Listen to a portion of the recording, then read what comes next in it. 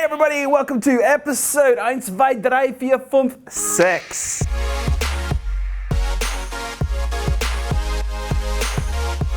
Now don't freak out because I said the word sex, but at least I got your attention. You know what's funny? What? In Swedish, six is sex. And in German, sex is 6. 1, 2, 3, 4, 5, 6. All right. What do you know? What do you got? Vincent van Gogh. Vincent van Gogh? I thought he was dead. Vincent Gogh. Hey Kerwin, what are your thoughts on achieving contentment? Ooh, good question.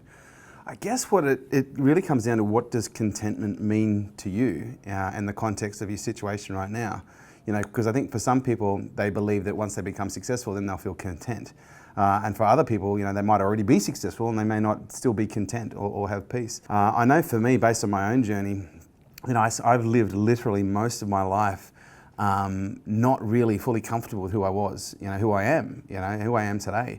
Like a huge, like I'm 40, almost, I don't know, it's like I'm either 43 or 44 this year. But I lived a very large portion of those years, like not being happy with who I was and always constantly thinking that, you know, I wasn't either further enough along or I wasn't, you know, enough of a person to be either liked by others or to have people do business with them or even to be successful. You know, when I was younger, I was always looking for the next thing, and you know, I thought it was going to be money, and because voids breed values. And you know, I grew up not necessarily having a lot of money around me. Single mum on a pension. She was quite entrepreneurial, doing her own bits and pieces throughout my life. But for the most part, you know, I always felt like money was something that was missing, and so I really wanted more of it. And when I became, you know, when I became of age and I started making money, even before, like when I was at school, like I worked more than anyone that I knew at school.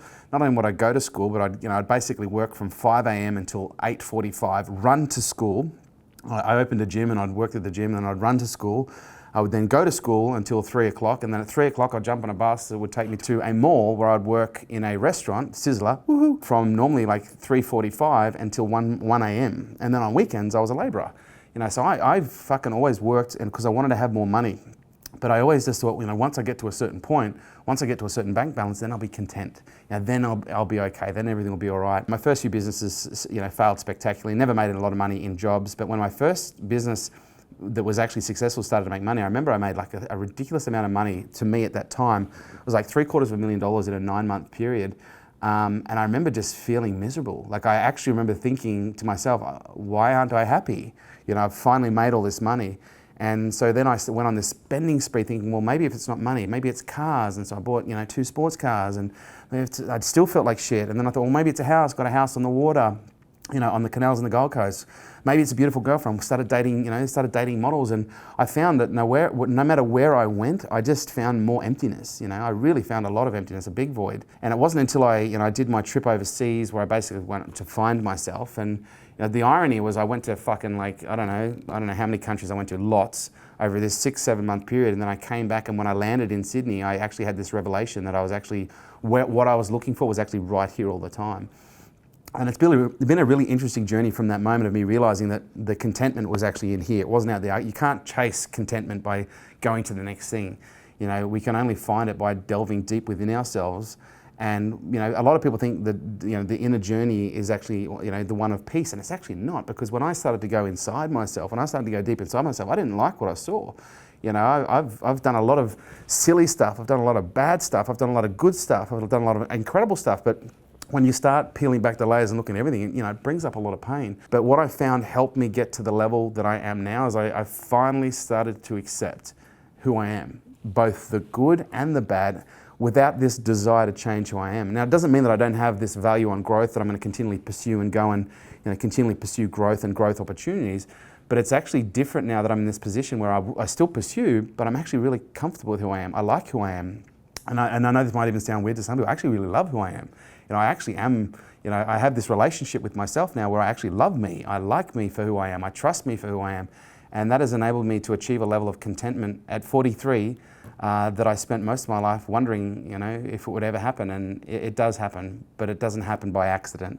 And it can be a painful process. And I often believe the reason that most people don't get to where I am at a level of contentment is because they're not willing to do the work, the personal work, the journey work, and to, you know, really uncover everything, warts and all, and be able to sit there and look at it and go, well, that's part of who I am, rather than going, that was just me in a phase. No, that's part of who I am. You know, we all have all traits. And it's when we try to disown certain traits that we actually start to disown parts of ourselves, and we start to become, you know, not whole, and we start to want to change aspects of ourselves. And there's nothing wrong with wanting to change, but we can actually change. The change is far more effective when we accept who we are, rather than trying to change who we are because we don't like who we are.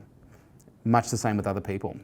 And I know I'm going on a bit of a tangent here, but I find the greatest way to help others is accepting them for who they are. Because when you accept them for who they are and you remove judgment, you remove bias, you actually build this enormous connection, and it's those connections that enable you to break through and create real transformations. And that's not just on the outside, it's also on the inside. Something to think about, Vincent van Gogh. Jeffrey Swanton. Hey Kerwin, what to do in that moment when I'm confused? I'm confused by that question. I'm just kidding.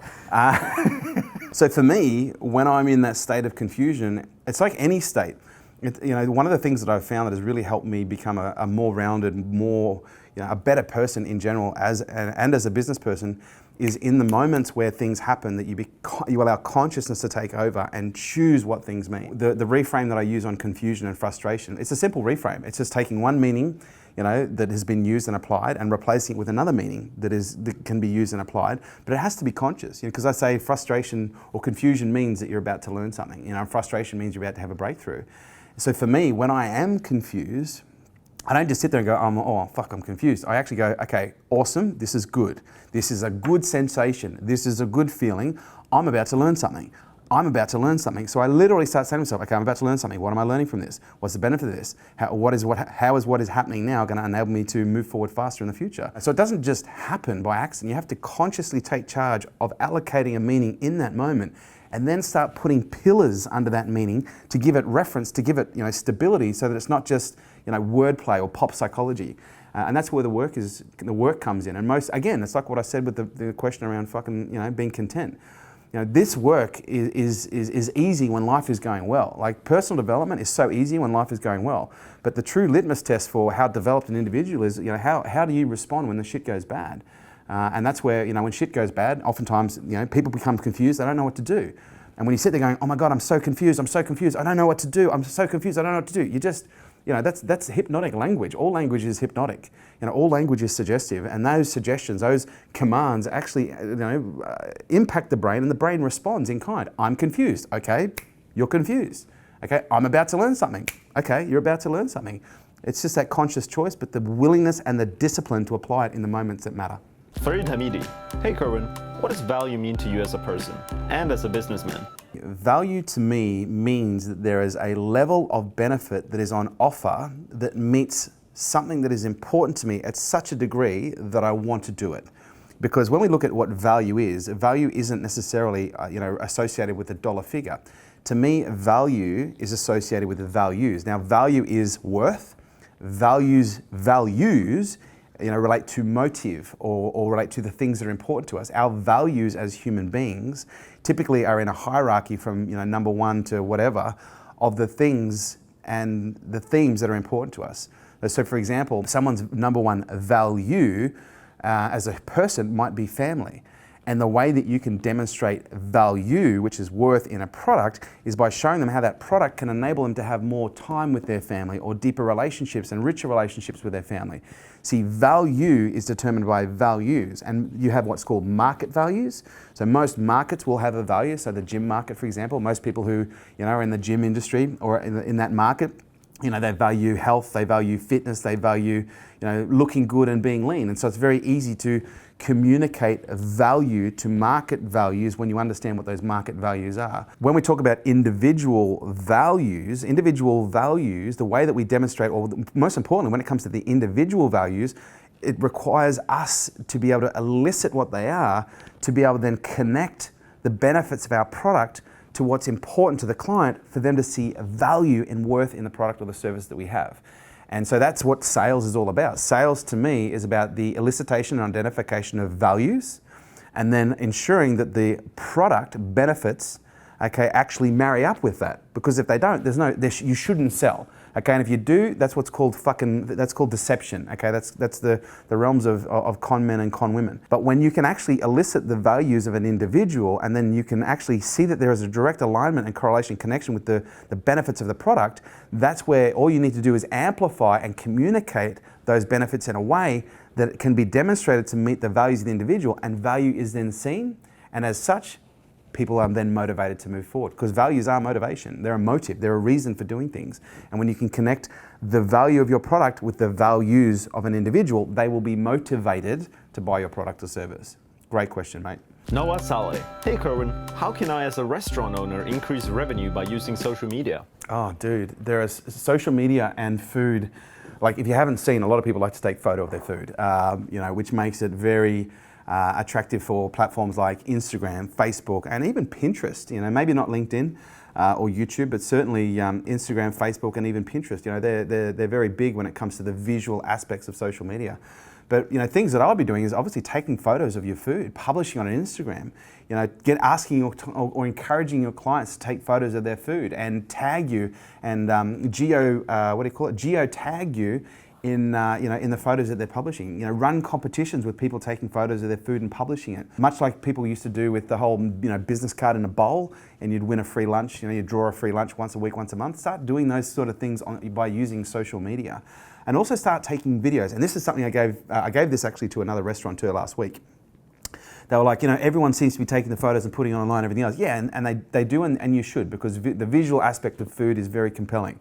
But what I haven't seen a lot of restaurants doing is actually taking video behind the scenes of meals being prepared. And because some people might go, oh no, I can't do that because then they'll see my secret sauce or my secret methodology. And if you say that, you're missing the whole fucking point. The reason people go to a restaurant is because they don't want to cook for themselves. They want someone else to cook for them. So when you can actually take them behind and show them the process of creating the food, you actually give them a completely different perspective, a completely different insight, a completely different point of view that they wouldn't get anywhere else. And you'll be able to highlight things like everything from, cleanliness and hygiene, but also to flair. Being able to use, in the kitchen, I like to use flair. So whenever I cook it on gas, if I'm doing a stir fry, throw a bit of extra oil, flip the pan on the side, get a big fireball going.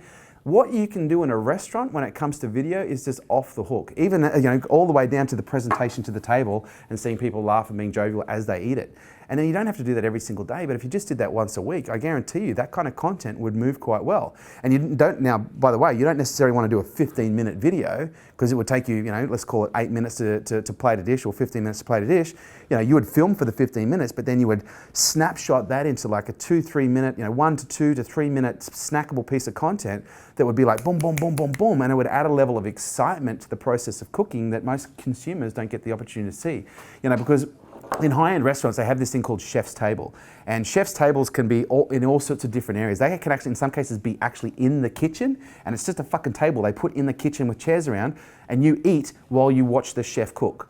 Okay, and the chef's table in some cases can be positioned up, on a mezzanine level that overlooks the kitchen. But I'm telling you right now, whenever you get the opportunity to dine at the chef's table in any restaurant, that's an exclusive opportunity because you're actually seeing behind the scenes. So you can even call your series on social media, the videos you do, chef's table with, insert your restaurant here. Give it a shot. Kirsty Lee Sheedy. Hey Kerwin, any tips on how to grow me and my husband's business so that we can step back from working so much? Great question. One of the biggest things I hear from people is the reason they got into business in the first place was to have more freedom. And my joke is often, how's that working out for you? Because 9.9 out of 10 people that I speak to, they have less freedom than when they're in a job. In some cases, a lot less. And this really comes down to one aspect of the growth phase. And there are five phases of growth. And the phase of growth that this connects to when we talk about freedom, being able to step back from your business, is what I refer to as scale. And scale is when you identify that you can no longer operate independently doing everything because you're so tied to that business, but also you probably suck at a lot of stuff as well that you probably should be getting people who are very good at to do. And so when we talk about stepping away from the business, you need to get the business, revenue positive and profit positive to a point where you can actually start investing in talent to come into the business to take over the things that you suck at that are perhaps really important when it comes to making more revenue, but also important to giving you back more time. One thing I constantly hear from small business owners is, I'm not very good at doing my books, but I do my books anyway. And I say, okay, well, how much time does it take you to do your books? And oftentimes I hear people saying things like 10, 5, 10, 20 hours a week. And I'm like, are you fucking mad? You could pay someone, probably 180, 200 bucks to do like 3 or 4 hours of work. Because here's what I've learned. What would take me 20 hours to do would take a great bookkeeper 45 minutes. I'm not kidding. Like, I'm not very, number savvy when it comes to you. But let's say what would take me 20 hours could take a bookkeeper 4 hours. Now that's 16 hours different. And a lot of people go, but I'm only just making enough profit for me, I couldn't afford, because if I invest in someone else, then I'm gonna probably take home less. And if you're thinking that way, then you don't understand the concept of business and you should go and get a fucking job. And the reason I say that is because in order to get to that next level, there's gotta be the periods that you go through where whatever profit you make gets invested into talent. That talent then enables you to bring in more revenue. That revenue then gets invested into more talent.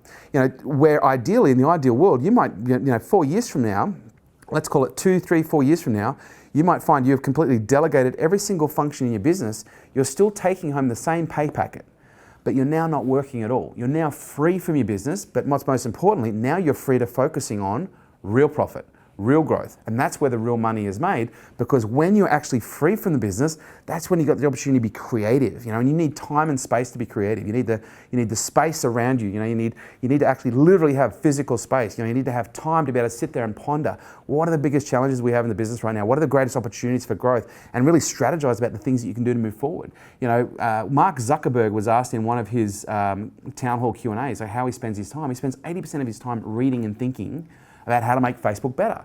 10% of the time on internal stakeholder meetings, the other 10% external stakeholder meetings, and that's his life. Warren Buffett quoted the exact same statistic. He spends 80% of his time reading and thinking about how to add more value to Berkshire Hathaway. So you don't get the opportunity to spend that amount of time being creative unless you've actually gotten rid of all the jobs that you either suck at or even some that you're good at, so that you can get to that place. And that's where the real growth happens. But most people don't have the discipline to wait.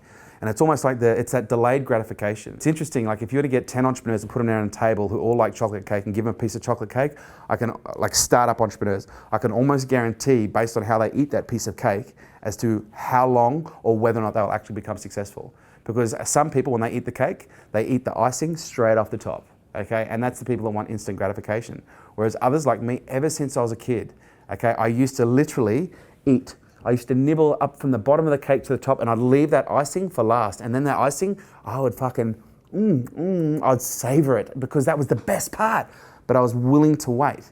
Yet I remember other friends, that I hung out with in childhood, and I actually remember this clearly because he used to tease me like, "Oh, you always leave the icing for last." I was like, "Yeah, well, that's the best part." And they would smash the icing straight off the top. Now, I don't know where these people are right now, but my assumption, and I'm not going to cast assumptions or judgments on anyone, but what I do know is there's a level of delayed gratification that's required to achieve not only true freedom, but true success, where the money and the rewards actually match the effort that's been put in. But it's not going to happen if you're doing it solo. It's simply not. You need to bring in talent. The money that you have spare should be invested to talent, so that that time that you get back should be freed up in focusing on bringing in more revenue, so that revenue can then be invested in bringing on more talent, so that you can focus more time on bringing on more revenue, to the point where everyone else, you've got other people focusing on bringing in revenue, and all you're doing is leading. Okay, you're leading the charge and focusing on personal branding, social media, or just in most cases problem solving. Jude Young. Hey Jude. Hey Jude. Take a sad song. Hey Kerwin, how would you recommend people to acquire training into their lives whilst maintaining a full-time job? Oh dude, I can speak to that. I can speak volumes to that. Okay, all right, brace yourself. You're talking to a dude that from a very early age, like from pre-15, I basically hustled selling everything from horse shit to chocolates door to door. Okay, whatever I could to make money. Then when I was actually of the legal age and I couldn't get a job, I basically worked for free for 6 months in menswear stores just to get a reference, so that I could then go and get a real job. And then when I had a real job, I didn't just have one real job, I went to school. And as I've already said earlier, I'd open a gym at 5 a.m, I'd work till 8:45, I'd have to run to school where I was late most mornings. I then, all day at school till 3 p.m, bus till, to the mall at 3:45 start, and then I'd work till 1 a.m. And then I was basically grinding as a labourer on the weekends. You don't come in at 10 a.m. Again, you're on site at sunrise, 5:30, 6 o'clock, depending on when the sun comes up. You're on site on sunrise. So for me, there's plenty of time. There is nothing but time. That's all you got, pal.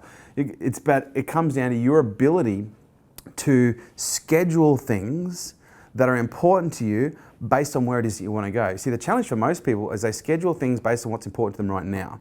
Okay, and what's important to most people right now? Probably, having fun, going out, going to the movies, getting drunk with friends, having dinners, having $19 smashed avocados. The poor fucker who mentioned that one. That's what they're typically focused on. Whereas for me, I've just never done that. I've never been someone who goes, look, I've had my party stage, but I had my party stage at 34 after I'd already, made a lot of money. So for me, I know that there is nothing but time, and if you're working a 9-to-5 job, you've got at least another 7 hours easily, that you could be working from, 7 in the evening. Like even if you're working from 7 in the evening, until midnight, okay, because that'll still give you plenty of sleep if you're sleeping from midnight till 6. That's still giving you 5 hours every night. Times that by 7 days a week, that's 35 hours. You can actually work full time and put part-time hours into a full-time business.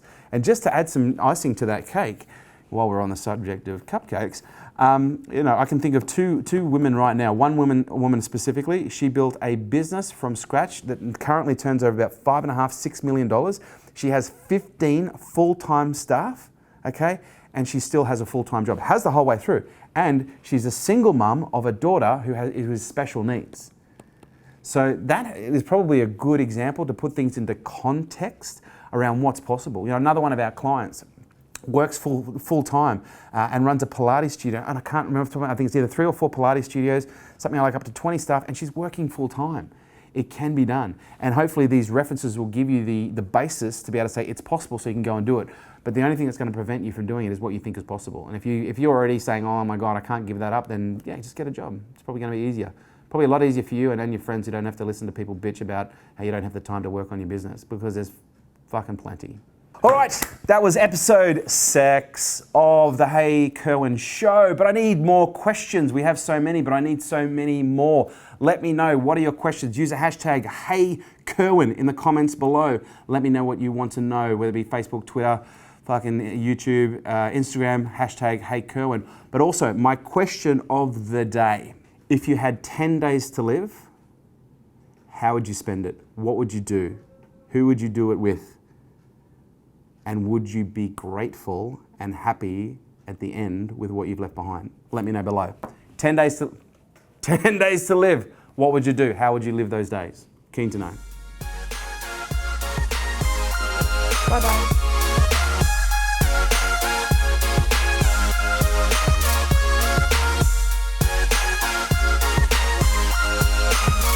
I'm on fire. Yeah. That's something fucking Gary would say. I'm fucking killing it. I'm killing it, man. I'm fucking killing it. I'm so smart. I'm so fucking smart. I'm not going to edit anything. Sorry, Gary. I love you, man.